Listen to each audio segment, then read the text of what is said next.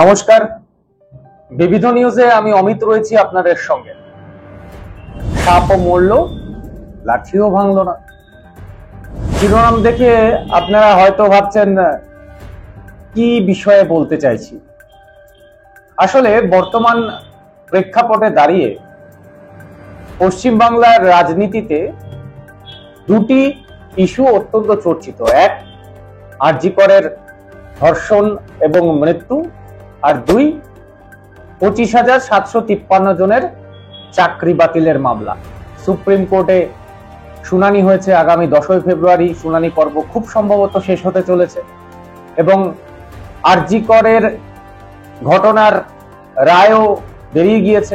সেখানে বিচারক অনির্বাণ দাস পরিষ্কার জানিয়ে দিয়েছেন যে সঞ্জয় রায়ের আজীবন কারাদণ্ড এবং বাবা মা অর্থাৎ নির্যাতিতার বাবা মা এই মুহূর্তে চাইছেন এই সঞ্জয় রায়ের যাতে ফাঁসি না হয়, অর্থাৎ সর্বোচ্চ সাজা যাতে না হয়।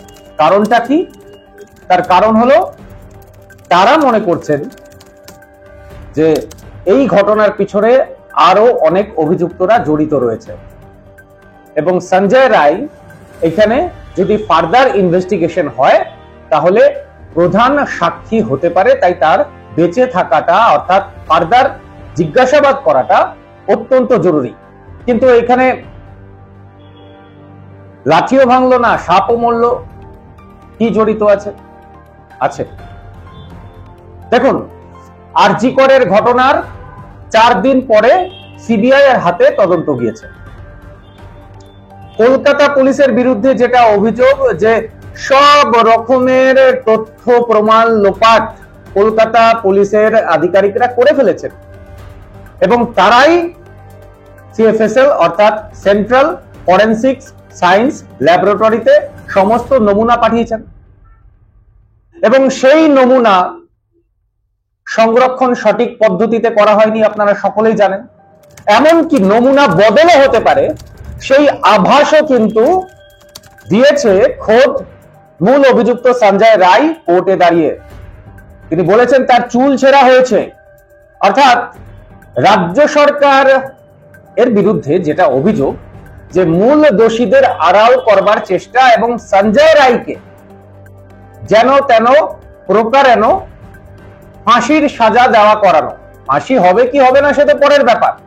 এখনো পর্যন্ত 25 বছর আগে ধনঞ্জয়ের ফাঁসি হয়েছিল, কিন্তু তারপর এখনো পর্যন্ত অনেক ফাঁসির সাজা হয়েছে ঠিকই, কিন্তু ফাঁসি তাদের হয়নি, মানে কার্যকর হয়নি। কারণ এরপরে সুপ্রিম কোর্ট রয়েছে, ইতিমধ্যেই হাইকোর্টে এই মামলা শুনানি শেষ হয়ে গেছে, রায়দান পর্ব বাকি রয়েছে। বিচারপতি দেবাংশু বসাক এবং মোহাম্মদ সাব্বার রশিদের ডিভিশন বেঞ্চে। এবার বিষয় হলো সঞ্জয় রায় যদি তাকে এমন কিছু বলা হয়ে থাকে যে আপাতত তুমি স্বীকার করে নাও যে তুমি দোষী এবং তার ভিত্তিতেই সঞ্জয় রায়কে গ্রেফতার করা হয়ে থাকে এবং তাকে যদি প্রতিশ্রুতি দেওয়া হয়ে থাকে যে সময় আসলে তোমাকে ঠিক বাঁচিয়ে দেওয়া হবে, অর্থাৎ একদিকে মূল দোষী যারা তাদেরকেও আড়াল করা গেল, আবার সঞ্জয় রায় যাকে জোর করে অভিযোগ স্বীকার করতে বাধ্য করা হয়েছে বলে বিভিন্ন তরফ থেকে অভিযোগ উঠছে এবং পরবর্তীতে বাঁচিয়ে দেওয়া হবে, সেটাও কার্যকর হয়ে গেল। এবার দেখা যাচ্ছে যে কলকাতা পুলিশের ইনভেস্টিগেশনে মূল অভিযুক্ত হিসেবে সঞ্জয় রায়ের নাম উঠে এসেছিল। সিবিআই এর হাতে মামলা গেল, সেখানেও দেখা গেল যে মূল অভিযুক্ত হিসেবে এবং ওয়ান অ্যান্ড অনলি ক্রাইম যিনি করেছেন তার সেই স্বনামধন্য ব্যক্তির নাম সঞ্জয় রায়, অন্য কোন অভিযুক্তের নাম সামনে বেরিয়ে এলো না। এখন সঞ্জয় রায় তার আইনজীবীরা তার হয়ে মামলা লড়ছেন এবং নিম্ন আদালতের যে রায়ের কপি আমরা হাতে পেয়েছি সেখানে ছত্রে ছত্রে প্রথমে কলকাতা পুলিশের তদন্তে গাফিলতি, আর তারপর সিবিআই এর যারা তদন্তকারী অফিসার রয়েছেন তাদের তদন্তে ছত্রে ছত্রে গাফিলতির তথ্য উঠে এসেছে রায়ের পত্রে। আর এই যে ছত্রে ছত্রে তদন্তে গাফিলতি, অর্থাৎ যে তদন্ত ঠিকঠাক হলোই না, সেই তদন্তে একজনের ফাঁসি হয় কি করে? অর্থাৎ সঞ্জয় রায়ের আজীবন কারাবাসের দণ্ড হলেও তা যে পরবর্তী সময়ে খারিজ হতে পারে তার একটা আভাস কিন্তু পাওয়া যাচ্ছে। অর্থাৎ সঞ্জয় রায়ের সাজা কমে যেতে পারে এবং তার বিনিময়ে তাকে বাঁচানোরও প্রতিশ্রুতি দেওয়া হতে পারে, এমনটা বিভিন্ন মহল থেকে বলা হচ্ছে। এটাও হতে পারে, অর্থাৎ মূল দোষীদেরও আড়াল করা গেল, আবার সঞ্জয় রায়ের ফাঁসিটাকেও ফাঁসির সাজাকে কমানো গেল। অর্থাৎ লাঠিটাও ভাঙলো না, অথচ সাপও মরল।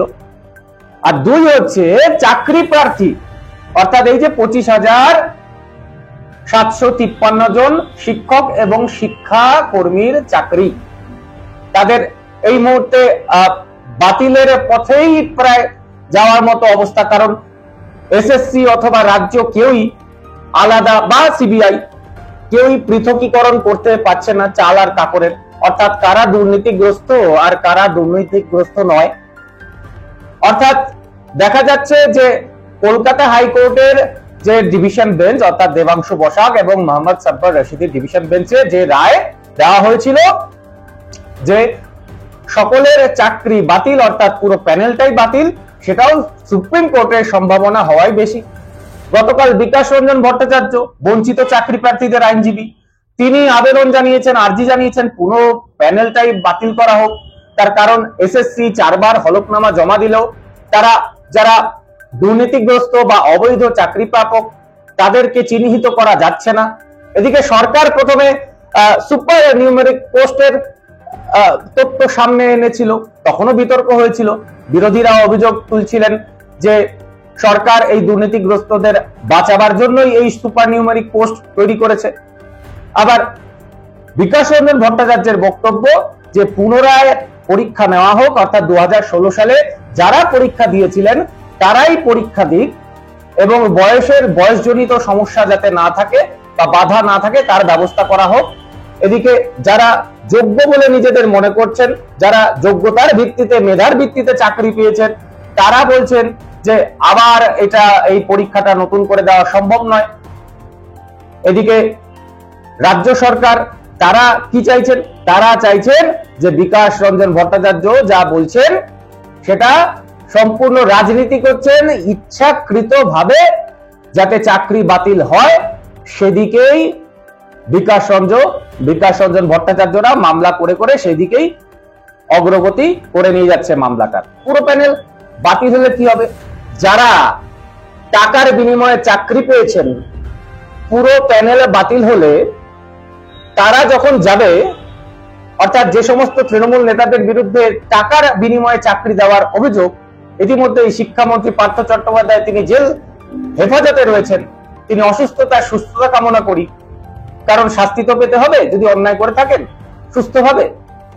তো সরকার বা এই শাসক দলের যারা টাকার বিনিময়ে চাকরিটা দিয়েছেন তারা বলতে পারবেন, দেখো শুধু তো তোমরা টাকার বিনিময়ে চাকরিটা দিয়েছো, তোমাদের চাকরি শুধু যায়নি, যারা মেধা, যারা যোগ্য তাদের চাকরিটাও তো বাতিল হয়েছে। সুতরাং এটা বলার জায়গা থাকছে। আর যদি এই শুধুমাত্র বাছাই করা চাকরি প্রাপকদের তালিকা এসএসসি তুলে দেয়, তাহলে তো ওই ব্যক্তিরা, ওই স্বনামধন্য তৃণমূল নেতা যারা টাকা নিয়েছে, চাকরি দিয়েছে, তাদের কাছে গিয়ে পৌঁছবে, আমাদের চাকরিটা গেল কোথায়, টাকা ফেরত দাও।